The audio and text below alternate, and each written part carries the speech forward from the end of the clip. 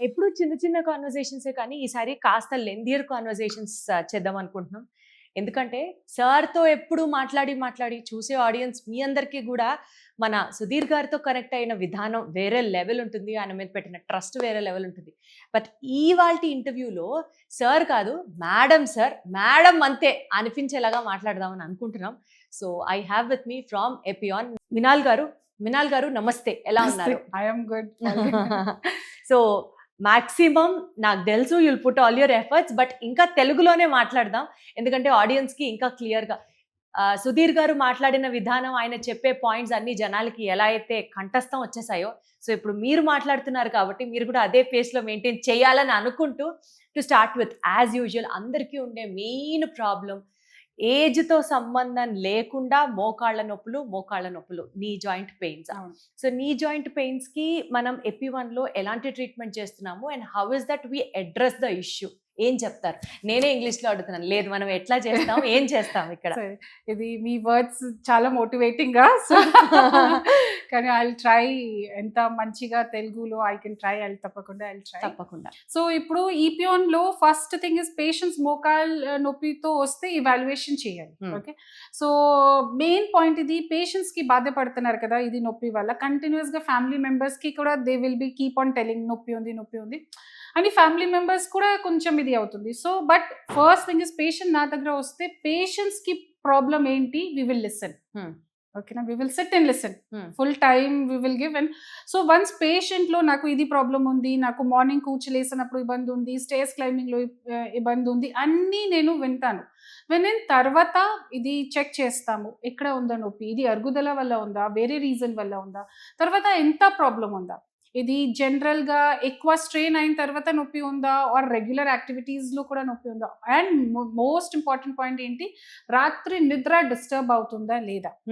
దాంట్లో పేషెంట్స్ ను 1-to-1 మాట్లాడతాను. కొన్నిసార్లు ఇది పేషెంట్స్ అటెండర్ కూడా చెప్తారు, నో మేడం ఇది కాదు. No, first we talk to patients ఏం చెప్తారు దాంట్లోనే బిలీవ్ చేస్తాము. సో పేషెంట్స్కి ఒకసారి కండిషన్స్ విన్న తర్వాత చెక్ చేస్తాము, మోకాళ్ళు క్రెపిటస్ ఉందా, పాయింట్ టెండర్నెస్ ఉందా, మూవ్మెంట్ ఎలా ఉంది అన్నీ చూసిన తర్వాత స్కాన్, ఎక్స్రే ఉంటే ఎక్స్రే చూస్తాను, తర్వాత నా స్కాన్ ఉంది, that is a high dynamic ultrasound scan. స్కానింగ్లో ఏమవుతుంది, ఇది ఎంత డ్యామేజ్ అయింది, ఏ ప్లేస్లో డ్యామేజ్ అయింది, నీరు ఉందా లేదా, లిగమెంట్స్ ప్రాబ్లం ఎంత ఉందా, మసిల్ క్వాలిటీ ఎలా ఉంది అన్నీ తెలుస్తుంది. అన్నీ చూసిన తర్వాత ఒక ప్రోటోకాల్ ప్రిపేర్ చేస్తాము. సో పేషెంట్స్కి వాప్ ఎక్కువ ఉంటే ఫస్ట్ వాప్ తగ్గాల, కొన్ని పేషెంట్స్కి వెంటనే నొప్పి తగ్గాలి, సో దానికోసం వేరే ట్రీట్మెంట్ ఉంది, రేడియో ఫ్రీక్వెన్సీ అబ్లేషన్. కొన్ని పేషెంట్స్కి చాలా మోర్ దెన్ 50-60 ml నీరు ఉంటే నీరు రిమూవ్ చేయాలి. కొన్ని పేషెంట్స్కి వాప్ తక్కువ ఉంటే, అరుగుదల వల్ల ఎక్కువ ఉంటే పిఆర్పి ట్రీట్మెంట్ చెప్తాను. సమ్ టైమ్స్ కొన్ని పేషెంట్స్కి అరుగుదల ఉంది కానీ ఇది నొప్పి అరుగుదల వల్ల కాదు, బర్సా, ఒక చిన్న బర్సా ఉంది, బర్సా వల్ల నొప్పి స్టార్ట్ అవుతుంది. కొన్నిసార్లు జస్ట్ మసిల్లో ప్రాబ్లం ఉంటే కూడా స్టార్ట్ అవుతుంది. సో ఇప్పుడు ఈ బర్సా వల్ల పెయిన్ వచ్చినా, మజిల్ వల్ల పెయిన్ వచ్చినా అక్కడ పిఆర్పి చేయరా అండి? ఇదే, సో ఫస్ట్ ఇది పిఆర్పి చేయాలి, బట్ ఎక్కడ చేయాలి? ఓకే, బర్సా ఉంటే ఏ బర్సాలో ఇంజెక్ట్ చేయాలి? సో ఫస్ట్ ఎగ్జాక్ట్ ప్రిసిషన్ ఉండాలి కదా. అన్ని పేషెంట్స్కి అరుగుదల వల్ల రీజన్స్ కాదు. ఓకే, సో పేషెంట్స్కి బర్సా ఉంటే పిఆర్పి బర్సాలో చేస్తాము, మసిల్లో ఉంటే మసిల్లో చేస్తాము కదా. సో దానికోసమే we have to do ultrasound స్కాన్లో అన్నీ చూసిన తర్వాత ఇది నొప్పి కోరిలేట్ చేస్తాము. కోరిలేషన్ అయిన తర్వాత వి ప్లాన్ ద ప్రోటోకాల్. అంటే ఇప్పుడు ఎక్కడ ప్రాబ్లం ఉంటే ఆ ఏరియాలో వి డూ ఓన్లీ పిఆర్పినా అండి, ఆర్ ఏ ప్రాబ్లం ఉంటే ఆ ప్రాబ్లంకి ఇండివిజువల్గా డిఫరెంట్ సెట్స్ ఆఫ్ ట్రీట్మెంట్ కూడా చేస్తారా? అవును, ఇదే different group of treatment, only PRP కాదు, డిఫరెంట్. లైక్ నేను చెప్పాను కదా, నీరు ఉంటే నీరు రిమూవ్ చేయాలి, వాప్ ఉంటే వాప్ తగ్గాలి. సో ఎలా వాప్ తగ్గిస్తాం, ఇది we do radio frequency ablation, we do trigger point injections, dextrose hydrodissection, so చాలా ట్రీట్మెంట్ ఉంది. ఓకే, తర్వాత ఇది ఇది అరుగుదల వల్లకి కొంచెం స్లో డౌన్ చేయాలి, రీజనరేట్ అవ్వాలి, సో దానికోసం పిఆర్పి. లిగమెంట్ లో ఇంజరీ ఉంటే అని సేమ్, లిగమెంట్ కి రిపేర్ కోసం పిఆర్పి ఇంజెక్ట్ చేస్తాము, మసల్ టేర్ ఉంటే మసల్ రిపేర్ కోసం చేస్తాము. కానీ మసల్లో వాప్ ఉంటే డైరెక్ట్ గా పిఆర్పి ఇంజెక్ట్ చేస్తే రిజల్ట్స్ రాదు, బికాస్ వాప్ ఉంది. ఫస్ట్ ఫస్ట్ వాప్ తగ్గాల. సో వాప్ తగ్గింది కోసం హైడ్రోడిసెక్షన్ ఉంది or very trigger point injections ఉంది, ఇది చేస్తాము. సో బేసికల్గా ఇప్పుడు పిఆర్పి చేస్తాం అనుకోండి మేడం, ఎంత కాలానికి తిరిగి అక్కడ మనకి ఆ పర్టికులర్ టిష్యూ రీగ్రోత్ ఏర్పడుతుంది? సపోజ్ మీరు అన్నట్లు ఇందాక అరుగుదల అన్నారు, ఆ అరుగుదలకి మనం పిఆర్పి చేస్తున్నాము, ఒక సిట్టింగ్కి మధ్యలో గ్యాప్ ఉంటుంది కదా, ఒక్కొక్క సిట్టింగ్ తర్వాత can we really feel the growth of that particular area అక్కడ? అది మీరు ఎక్కడ చేస్తున్నారు? దట్ ఈస్ వై ప్రతి సిట్టింగ్ కి గ్యాప్ ఆల్మోస్ట్ జనరల్ గా 7 to 15 days ఉంటుంది. ఓకే, సో ఈ 7 to 15 days లో పేషెంట్ లో ఒక సెట్ ఆఫ్ ప్రికాషన్స్, ఒక సెట్ ఆఫ్ ఎక్సర్సైజెస్ అన్ని చెప్తాను. And we give time for healing because PRP act అవ్వాలి కదా. సో ఒకసారి ఇంజెక్ట్ చేసిన తర్వాత 1-2 hours లో పిఆర్పి యాక్షన్ స్టార్ట్ అవుతుంది.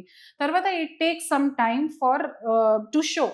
ఓకే, సో ఇది మళ్ళీ నెక్స్ట్ స్కాన్ లో చూస్తాను ఎంత ఇంప్రూవ్మెంట్ అయింది, వాప్ తగ్గిందా, there are new fibres formed or not, అన్ని నా స్కాన్ లో తెలుస్తుంది.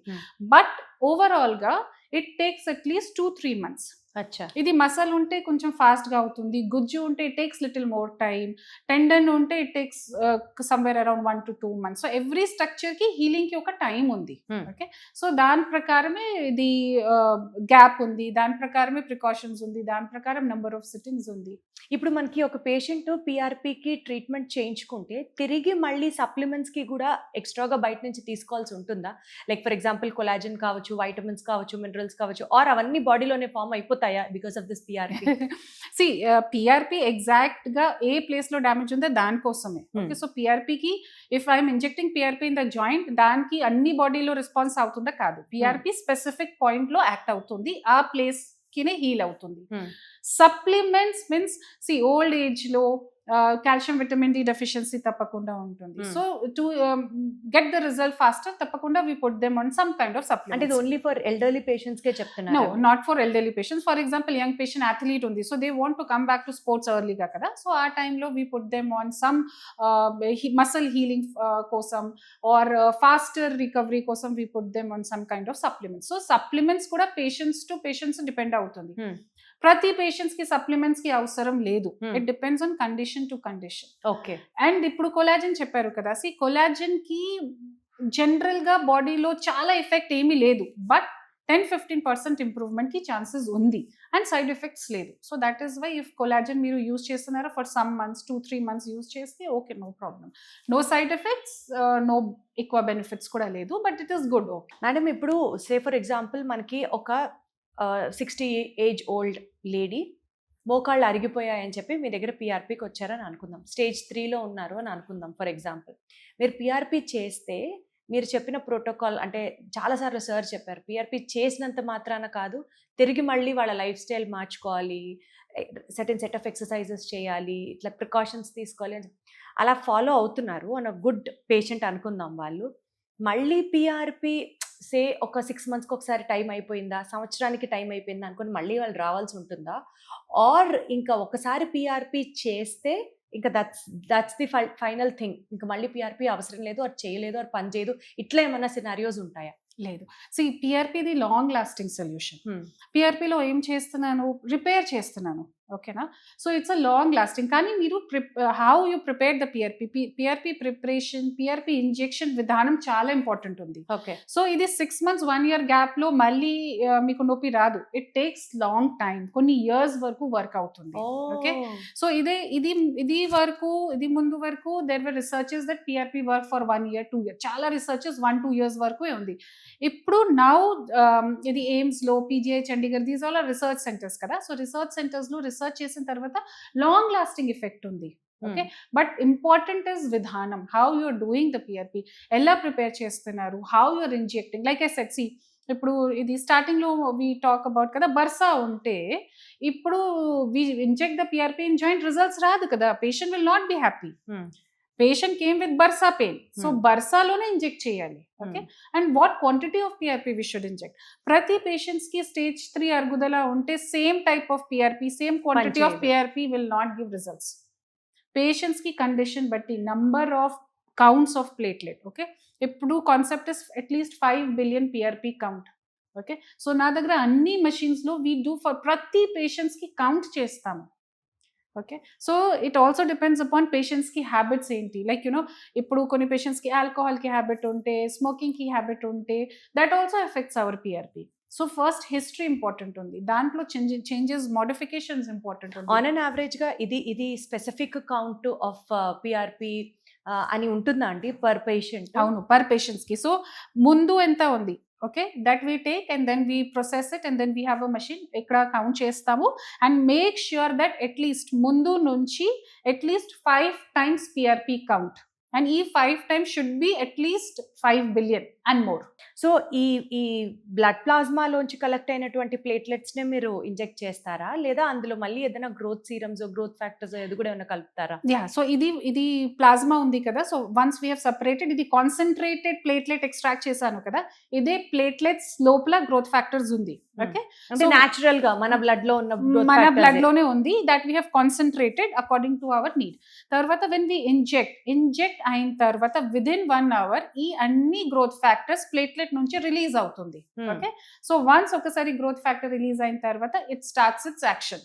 ఓకే, సో కొన్ని ఫేజెస్ లో the action. So we are not adding any growth factors from outside also? లేదు, everything is in patients blood. Only thing is patient blood నుంచి ఎలా extract చేయాలి. సో ఫర్ 1 example, ఇప్పుడు ఇది cut అవుతుంది కదా, కట్ అయిన తర్వాత ఆటోమేటిక్ గా 1 day 2 day 3 days లో హీల్ అవుతుంది. ఎందుకు? బికాస్ నా బ్లడ్ లో గ్రోత్ ఫ్యాక్టర్స్ ఉంది. బట్ ఇది సూపర్ఫిషియల్ స్ట్రక్చర్ కదా, సో ఫాస్ట్ గా హీల్ అవుతుంది. డీపర్ స్ట్రక్చర్స్, ఇది గుజ్జు, మసల్, టెండన్, ఇది చాలా డీప్ ఉంది, హార్డ్ ఉంది కదా, సో దానికి హీలింగ్ కోసం we need something extra. So what is extra? Patients కి బ్లడ్ లోనే గ్రోత్ ఫ్యాక్టర్స్, రక్త కణాలు ఇంజెక్ట్ చేస్తాం.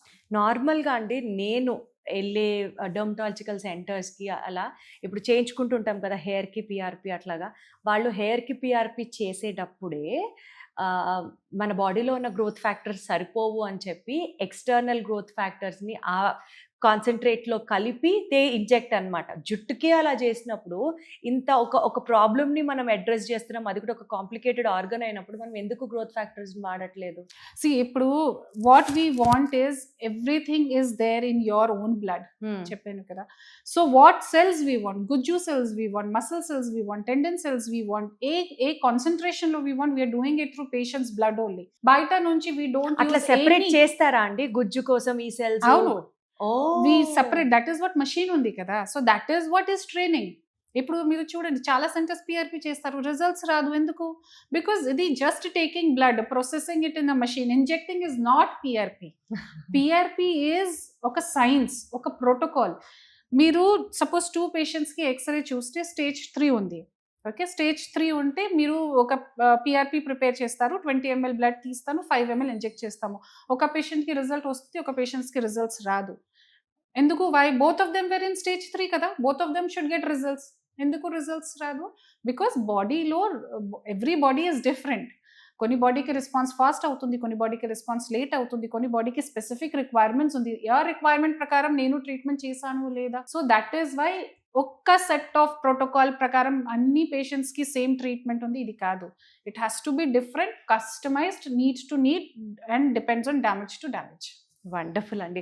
అసలు ఇప్పటి వరకు పిఆర్పి అంటే ఉన్న ఒక నాలెడ్జ్కి ఇప్పుడు పిఆర్పికి ఆల్ టుగెదర్ ఆ ప్రొసీజర్ అంతా ఒకటే, బ్లడ్ తీస్తారు, సెంట్రిఫ్యూజ్ చేస్తారు. సో ఫర్ పేషెంట్స్ కోసం, మీ కోసం it's the same thing. we take blood and process it. Okay, for you it's the same, but for me ఇప్పుడు for me to do the treatment it is different, because నాకు prepare చేయాలి, count చేయాలి, తర్వాత ఎక్కడ inject చేయాలి, అన్నీ has to be happen in a closed doors of my operation theatre. So మనకి తెలియని విషయం ఇవాళ మినాల్ గారు కొత్తగా చెప్పారు. ఇన్ని ఇంటర్వ్యూస్ చేశాను పిఆర్పి గురించి, సార్తో ఎన్నిసార్లు మాట్లాడాను, but this dimension is something which is very very fresh and మాకు నిజంగా తెలియదు. ఇన్ని చేస్తారు, అసలు సెల్ కౌంట్ చేస్తారు అన్నది మాకు అసలు తెలియని అంశం. వండర్ఫుల్ అండి. సో అయితే ఇప్పుడు కాన్ఫిడెన్స్ వస్తుంది, గుజ్జు కావాల్సిన ఏరియాలో గుజ్జు ప్రొడ్యూస్ చేయడానికి కావాల్సినటువంటి సెల్ కౌంట్ ఏంటి, and so that is how PRP works. That is why ఈపిఆన్ లో రిజల్ట్స్ ఉంది. కాబట్టి నెక్స్ట్ టైం మీకు మోకాళ్ళ నొప్పి దగ్గర నుంచి ఏ నొప్పి అయినా సరే, if you have to see a doctor, see Minal గారిని కానీ సుధీర్ గారిని కానీ అట్ ఎపిఆన్ కలిసి take the wise step and a best decision. Thank you so much.